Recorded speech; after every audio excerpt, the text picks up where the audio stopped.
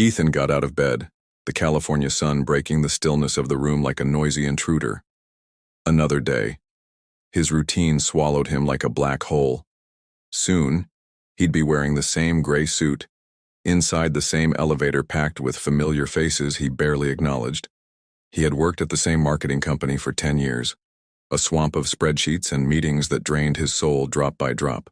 At 38, he felt like a ghost wandering through a life that wasn't his. It wasn't the life he had dreamed of when, in his 20s, he left a small town behind for the promises of Los Angeles. Back then, he believed ambition was a virtue, a springboard to success. Now he saw it as an anchor, heavy, cold, dragging him down. That's why getting out of bed was hard. But he did it. He walked to the kitchen, opened the fridge, stared at the low-fat yogurt and the best seasonal fruit. The perfect breakfast for the perfect man he tried so hard to be. But Ethan didn't feel perfect. He felt hollow. He looked at himself in the mirror. The wrinkles around his eyes seemed deeper, his hair thinner. The reflection was of a stranger, a tired, apathetic man wearing his clothes, living in his apartment. But not him. He remembered Sarah, his ex-girlfriend, someone who had known the real Ethan. She used to say he got lost in the details, drowning in responsibilities, forgetting to breathe. Sarah had left 5 years ago, taking with her the hope that he could be happy. He tried to move on, went on dates, smiled at strangers, but the shadow of her absence hovered over every attempt. He felt stuck in a vicious cycle, working non-stop to buy things he didn't need, to impress people he didn't truly care about. It was like rowing against the current, wasting energy just to stay in place. And the worst part was that he knew it. He knew he was drowning, but did nothing to save himself. It was easier to conform, to accept mediocrity as inevitable fate. At the office, the atmosphere was one of fake camaraderie and cutthroat competition. His boss, a short and pudgy man named Bob, oozed insecurity while pretending to be an authority. Bob loved to micromanage, criticize everyone's work, and inflate his ego with meaningless victories. Ethan tolerated him with a forced smile, swallowing the bile of frustration. He knew he was competent, that he deserved a promotion, but he couldn't stomach the office politics, the flattery, the power games. He preferred to focus on the work, deliver results, and hope that his dedication would eventually be recognized. Naive. Bob saw him as a threat, a potential rival. One day, during a tense meeting, Bob humiliated him in front of everyone, questioning his ability and dismissing his ideas. Ethan felt his blood boil, the urge to scream, to punch that despicable man in the face. But he held back. Maintained composure, replied politely, and left the room as soon as he could. On the way to his desk, he passed Jessica, a coworker who had always admired him in secret. Jessica had kind eyes and a gentle energy that stood out in that cold environment. She smiled at him, a shy, comforting smile. Ethan smiled back, feeling a strange warmth in his chest, a spark of hope in the darkness. He sat down, faced his computer screen, and felt a deep emptiness. He couldn't take it anymore. He didn't want to be part of that horror show. He needed a radical change, a desperate escape. But where to go? What to do? The answer terrified him. He didn't know. He had lost touch with his dreams, his passions, his very essence. He was a robot, programmed to work, consume, and die. The memory of Sarah haunted him. She had always encouraged him to follow his instincts, to seek happiness in simple things. But he ignored her, choosing material success over emotional well-being. Now guilt was eating away at him. He felt ashamed of having wasted so many years chasing something that would never make him happy. That night, Ethan couldn't sleep. He tossed and turned, tormented by dark thoughts. He got up, walked to the window, and looked out over the sleeping city. The sparkling light seemed to mock his anguish. He picked up his phone and called his mother. He needed to hear her voice and to feel her unconditional love. She answered on the second ring, worried about the hour. Ethan poured his heart out, told her about the job, the loneliness, the emptiness. She listened patiently, without interrupting, without judging. At the end, she simply said, "Son, you need to reconnect with your soul. You've lost your way. Come back to yourself." Her words struck him like lightning. It was exactly what he needed to hear. He decided he would take a trip, not to a fancy resort or trendy city, but to a quiet, isolated place where he could reconnect with nature and his own thoughts. He remembered a college friend who lived in a cabin in the Colorado mountains. He called him, explained everything, and asked if he could stay. His friend, a laid-back hippie type named David, welcomed him without hesitation. Ethan felt immediate relief. He had a plan, an escape, a chance to start over. The next day he quit his job. Bob was surprised, incredulous. He tried to talk him out of it, offering a raise, a promotion. Ethan declined. He said he needed time for himself, that he couldn't take the pressure anymore. Bob called him crazy, ungrateful.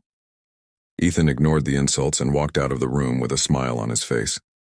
For the first time in a long while, he felt free. Free from ambition's weight, from the pressure of work, from the need to please others. Free to be himself. He called Sarah. He hadn't seen her in years, but he felt the urge to apologize, to thank her for everything she had done for him. Sarah answered, her voice hesitant. Ethan explained what was happening. He told her about the resignation, the trip, the search for himself. Sarah was quiet for a moment. Then she said, "Ethan, I always knew you had great potential. You just need to find the right path." The trip to Colorado was long and exhausting. Ethan drove for hours, crossing arid landscapes and towering mountains. Along the way, he reflected on his life, his mistakes, his regrets.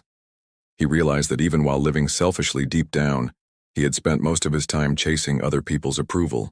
He remembered his childhood dream of becoming a writer. He had always loved reading, inventing stories, building imaginary worlds, but ambition had led him astray, convincing him that writing wasn't a profitable career, that it wouldn't bring the kind of success he once craved. He regretted abandoning his talent, suffocating his passion. He arrived at David's cabin at sunset. The cabin was simple, rustic and cozy, nestled in a dense forest with a view of a crystal-clear lake. The pure air and total silence washed over him, soothing his soul. David greeted him with a warm hug and a sincere smile. David was eccentric, long beard, messy hair, colorful clothes. He lived in harmony with nature, grew his own food, practiced meditation, and devoted himself to art. He was the embodiment of simplicity and happiness. Ethan spent his first days exploring the area, hiking trails, fishing in the lake, watching the stars. He turned off his phone, avoided the news, distanced himself from the world. He wanted to disconnect from external noise to hear his inner voice. David encouraged him to paint, to write, to express his feelings. Ethan resisted. He felt rusty, incapable of creating anything meaningful. But David insisted, saying art was a form of healing, of self-discovery. One day, Ethan found an old guitar in a corner of the cabin. He remembered how he used to play as a teenager. He picked it up, strummed a few hesitant notes, and felt a wave of nostalgia. He started playing, singing old songs buried deep in memory. The music flowed, releasing long repressed emotions. For the first time in a long while, he felt alive, as if he was reconnecting with his essence, his true self. One night, sitting by the fire, Ethan opened up to David. He spoke about the job, the failed relationship, the emptiness, the search for meaning. David listened carefully, without interrupting, without judging. In the end, he said, "Ethan, you've spent your whole life trying to be someone you're not, trying to please others, seeking their approval. You've forgotten your dreams, your passions, your essence. It's time to break free from that, to allow yourself to be who you really are." David's words echoed in Ethan's mind. He was right. Ethan had built a false image of himself, a mask to hide his insecurities, his fears, his vulnerabilities. It was time to take off the mask and show the world who he truly was. David introduced him to meditation. At first, Ethan resisted, thought it was weird and pointless. But David encouraged him to persist, explaining that meditation was a way to calm the mind, connect with the present, and find inner peace. Ethan began meditating daily, following David's guidance. Over time, his mind quieted, thoughts became clearer, anxiety faded. He began feeling more present, more aware of his emotions, his needs, his feelings. David also encouraged him to reconnect with nature. They spent hours walking through the forest, observing animals, admiring the scenery. Ethan learned to appreciate the beauty of nature, the simplicity of life, the value of the present moment. He began to feel part of something greater, connected to all living things. One day, while walking through the forest, Ethan found a fallen tree covered in moss and wildflowers. He sat beside it, closed his eyes, and took a deep breath. He felt a strange energy, a powerful vibration. He opened his eyes and had a vision. He saw himself as a child, playing in a garden, happy and carefree. He saw himself as a teenager, passionate about writing, creating fantastic stories. He saw himself as an adult, lost in work, disconnected from his dreams. The vision moved him. He realized how far he'd strayed from his true calling. It was time for change. Ethan started writing. At first, he felt insecure, stuck, unable to express his thoughts. But David encouraged him to keep going, saying the important thing was to put his feelings on paper, not worry about quality. Ethan wrote about his life, his mistakes, his regrets, his dreams. He wrote about Sarah, his mother, his job, the journey. Writing freed him. It eased his pain, cleared his thoughts. He realized that writing was his form of therapy, his way of reconnecting with himself. He began to paint. He had never painted before, but felt an irresistible urge to express his emotions through color. He used vibrant paints, bold strokes, daring combinations. He painted landscapes, portraits, abstractions. Painting relaxed him, entertained him, inspired him. He realized that painting was his way of expressing beauty, joy, and hope. One day, Ethan received a call from Jessica, his former co-worker. Jessica said she had quit the company, that she was unhappy, that she couldn't stand the toxic environment anymore. Ethan invited her to visit him at the cabin. She accepted. A few days later, she arrived, with the same sweetness in her eyes and the same aura of kindness. Ethan welcomed her with a warm hug. Jessica was charmed by the beauty of the place, the simplicity of the life, the peace radiating from Ethan. They spent their days walking through the forest, talking about their dreams, sharing their experiences. Jessica encouraged him to publish his writing, to exhibit his paintings. Ethan hesitated, feeling insecure, afraid of criticism. But Jessica insisted, telling him he had talent, that he deserved to be seen. Ethan gave in. He sent some poems to a literary magazine and displayed a few paintings at a local gallery. To his surprise, his work was well received. The poems were published. The paintings sold. Ethan felt fulfilled, happy, grateful. He realized he had found his purpose in life, to express his art, to share beauty, to inspire. A year went by. Ethan was still living in the cabin, fully dedicated to writing and painting. Jessica visited him regularly, encouraging him, supporting him, loving him. Sarah visited too, bringing good news. She had gotten married, was happy, fulfilled. Ethan was genuinely glad for her. He realized he had let go of the past and had learned to love in a way that expected nothing in return. One day, Ethan received an invitation to participate in a literary fair in Los Angeles.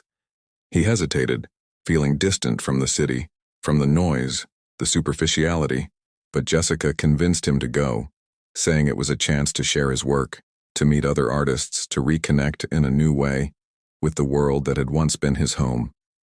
Ethan agreed, but returned to LA with a heavy heart. The city seemed different, grayer, louder, colder. He reconnected with old friends, former co-workers, acquaintances from another life. Many criticized him for abandoning his career, for isolating himself in the mountains, for dedicating his life to art. Ethan ignored the criticism. At the literary fair, his books were a success. He met readers, writers, editors. He received praise, feedback, suggestions. He felt appreciated, recognized, inspired. A publisher showed interest in his work and proposed a collection of short stories. On the last day of the fair, Ethan took the stage to read his poems. The auditorium was packed. Ethan took a deep breath, closed his eyes, and began to read. His voice echoed through the room, carrying emotion, passion, truth. When he finished, the crowd gave him a standing ovation. Ethan opened his eyes, smiled, and thanked them.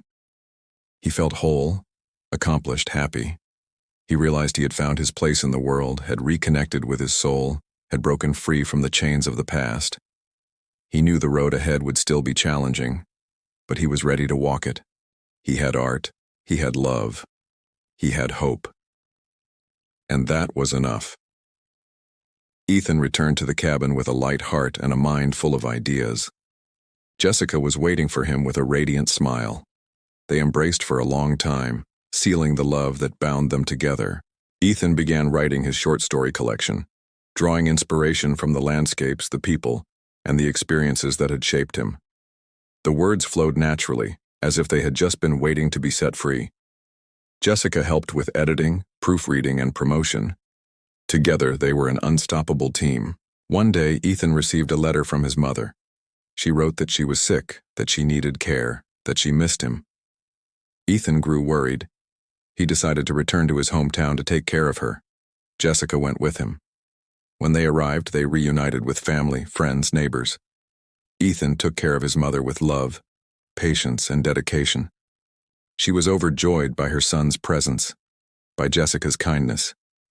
Ethan realized that family was the most precious thing he had. One day, his mother passed away. Ethan was devastated, but he found comfort in Jessica's love, in the support of his family, in his faith in God. He understood that death was a natural part of life, that loss must be accepted, memories celebrated, and life carried on. Ethan and Jessica decided to stay in town. They bought a house, planted a garden, adopted a dog. Ethan kept writing and painting, sharing his work online. Jessica opened a bookstore where she sold Ethan's books and gave space to local authors. Together, they transformed the town into a cultural hub, attracting tourists, artists, art lovers. Ethan became a symbol of transformation, of resilience, of joy. He proved that it's possible to start over, to find meaning in life, to be truly happy. He looked toward the horizon, the sun setting behind the mountains. He smiled. He knew the road ahead was long, but he was ready for each step. He breathed deeply, feeling the fresh air and the soft breeze. He had found everything he needed: love, art, and self-acceptance. That gray man in the mirror had long vanished, replaced by someone who radiated light and hope, a man who had finally found himself. Did you enjoy Ethan's story? Share it with friends and loved ones. And you, have you ever felt lost in your own life? What was your turning point?